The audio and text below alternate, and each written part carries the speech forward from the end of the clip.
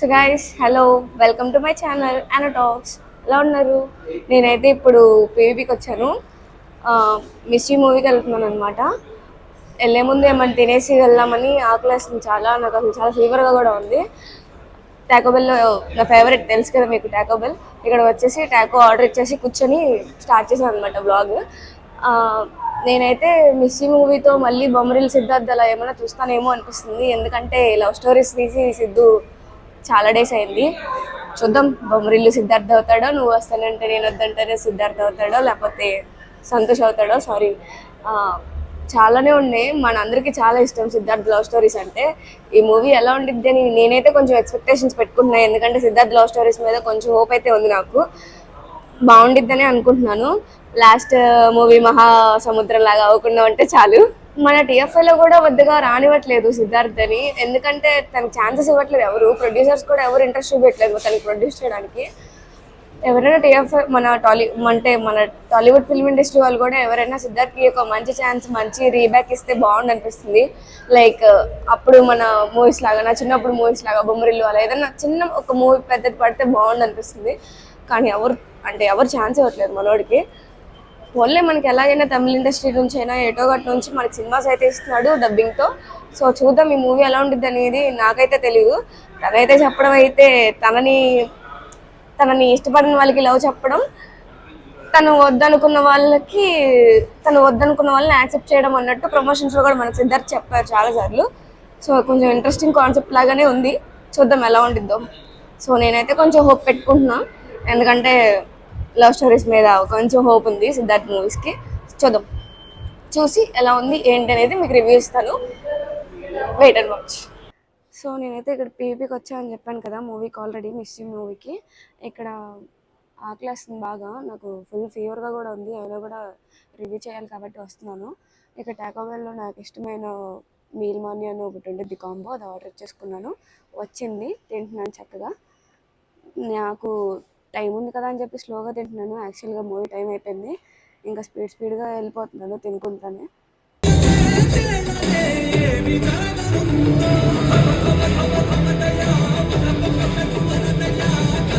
So guys, నేనైతే ఇప్పుడు ఇంటర్వెల్లో ఉన్నాను. నాకైతే ఇప్పటి వరకు సినిమా ఫస్ట్ హాఫ్ వరకు పర్లేదు, బాగానే నడుస్తుంది. నేనైతే ఇలాంటి టైప్ ఆఫ్ స్టోరీ చూడలేదు ఇప్పుడు దాకా. ఇది పర్లేదు, స్టోరీ అయితే బాగానే ఉంది. కానీ అంత ఎంగేజింగ్గానే ఉంది, కానీ అంత హైప్ ఏం అనిపించట్లేదు. లైక్ మనం చాలా కనెక్ట్ అయిపోతాం కదా, అట్లా ఏం కనెక్ట్ అవ్వట్లేదు. ఇప్పుడు దాకా ఏం కనెక్షన్ ఏం లేదు మూవీ మీద. గ్రిప్ అయితే ఏం రాలేదు. స్టోరీ అయితే బాగానే ఉంది, గ్రిప్ అనేది మిస్సింగ్ అనమాట. ఫస్ట్ సాంగ్ బాగానే ఉంది, కానీ సెకండ్ సాంగ్ అయితే అబ్బాయి ఏంట్రా బాబు ఈ సాంగ్ అనిపించింది. కుక్క రాడ్ అసలు. ఇక్కడ వరకు అయితే ఇలా ఉంది. మరి సెకండ్ హాఫ్లో నా మూడ్ ఏమైనా చేంజ్ చేద్దామో చూద్దాం. అంటే మీరు ఏమన్నా పెడతారేమో ట్విస్ట్ లాంటిది. ఇలాంటి లవ్ స్టోరీ అయితే నేను చూడలేదు. బాగానే ఉంది, చూద్దాం సెకండ్ హాఫ్ ఎలా ఉండిద్దో. నేను ఎక్స్పెక్ట్ చేసింది అయితే మంచి లవ్ స్టోరీ వచ్చిద్దేమో అనుకున్నాను, అలాంటిది ఏం రాలేదు. సో కొంచెం డిసప్పాయింట్మెంట్ ఉంది. కొంచెం ఏమో సెకండ్ హాఫ్ ఇంకా చూడలేదు కాబట్టి చెప్పలేము. సో చూద్దాం ఎలా ఉండిద్ది ఏంటి అనేది. బాయ్.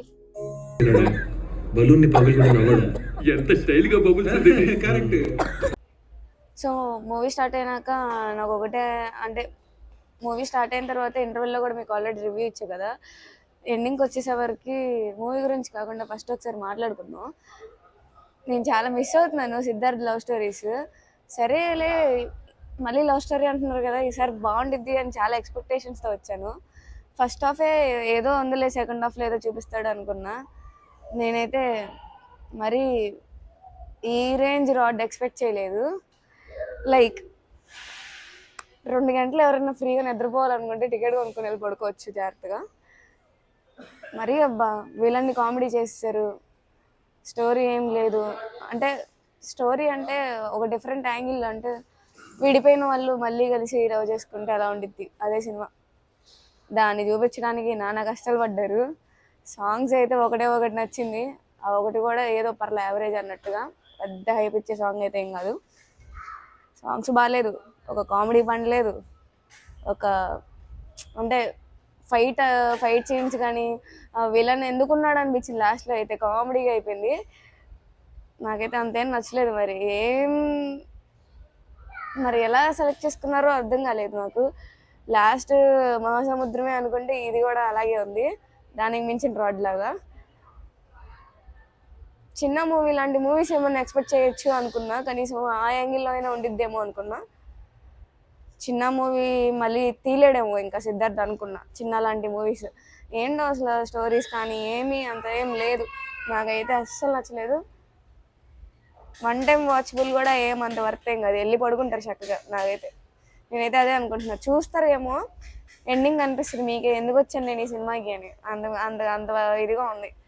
సో వెళ్ళాలనుకున్న వాళ్ళు ఇంకా గుండె ధైర్యం చేసుకొని వెళ్ళండి, నాకైతే లేదు అంత ధైర్యం. సో ఇంకా ఏ రేంజ్లో రివ్యూ ఇచ్చి అక్కడ వెళ్ళాలనుకున్న వాళ్ళు గ్రేట్ అబ్బాయి, వెళ్ళండి.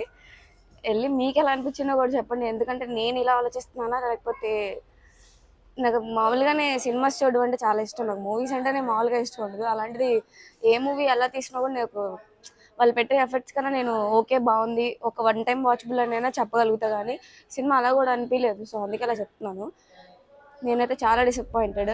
ఇంకా వెళ్ళాలనిపించిన వాళ్ళు ఖచ్చితంగా వెళ్ళండి. మీకు ఎలా అనిపించిందో కూడా నాకు చెప్పండి, ఎందుకంటే నాకే అలా అనిపించింది అనేది కూడా నేను తెలుసుకోవాలి కదా.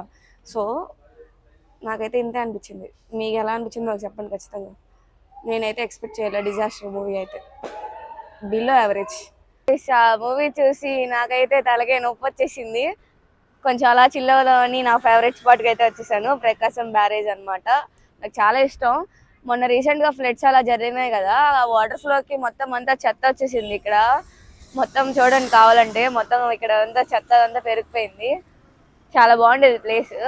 రీసెంట్గా వాటర్ అవన్నీ వదిలి ఇవన్నీ జరగడం వల్ల, అది కాక కార్తీక మాసంలో దీపాలు వదులుతారు కదా నదిలో, దానికి వచ్చిన చెత్త కూడా అయి ఉండిద్ది. ఇది తెలీదు. నాకైతే ఈ ప్లేస్ అయితే చాలా ఇష్టం.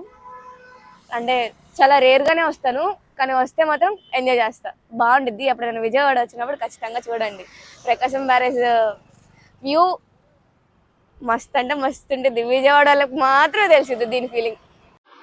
విజయవాడ ప్రకాశం బ్యారేజ్ మీద నుంచి అమ్మవారిది టెంపుల్ తీస్తుంటే మీరు ఏమైనా గమనించారా? అక్కడ సరిగ్గా అబ్జర్వ్ చేయండి. ఇప్పటి వరకు నేను నా చిన్నప్పటి నుంచి ఎప్పుడు చూడలేదు ఓంకారంది లైట్స్ ఆఫ్ చేయడం. ఇదే ఫస్ట్ టైం చూస్తున్నాను. ఎప్పుడైనా ఆఫ్ చేశారో లేదో కూడా నాకు తెలియదు. నేనైతే ఇదే ఫస్ట్ టైం చూస్తున్నా. కొంచెం చాలా కొత్తగా అనిపించింది. సో తీయాలనిపించింది, చెప్పాలనిపించింది. సరదాగా తిరిగేద్దామా విజయవాడ మొత్తం? బ్రహ్మోత్సవం మూవీలో నైట్ వ్యూస్ రీక్రియేట్ చేద్దామా? మన విజయవాడ పీపుల్కి అందరికీ తెలిసే ఉంటుంది ప్లేసెస్, కానీ చేద్దాం. ఇదే ప్రకాశం బ్యారేజ్. వచ్చే పైకి దా. సో గాయస్, ఇదే సెకండ్ ప్లేస్ అనమాట. బ్రహ్మోత్సవంలో చూపించే టనల్ ఇదే. యాక్చువల్గా మనం కొండ దగ్గర ఒకటి చూపిస్తారు కదా, స్టార్స్ లెక్క పెడతారు, ఆ ప్లేస్కి కూడా వెళ్ళాలి. కానీ ఆ ప్లేస్ రెనోవేషన్లో ఉంది యాక్చువల్గా. అంటే అది అమ్మవారి కొండ దగ్గర అనమాట. రీసెంట్గా కొండ మీద నుంచి ఒక బండరాయి పడిపోవడం వల్ల మనకి ఆ ప్లేస్కి వెళ్ళడానికి కుదరదు ఈ టైంలో, లేదంటే అది కూడా తీసేదాన్ని. సో నచ్చింది నా వ్లాగ్ మీకు, ఇవాళ వ్లాగ్. యాక్చువల్లీ రివ్యూ వ్లాగే, కానీ అనుకోకుండా ఇలా వచ్చాయి కాబట్టి ఇది కూడా చేశాను. సో మీకు కనుక నా వీడియో నచ్చితే కనుక do like, share and subscribe to Yana talks. Love you.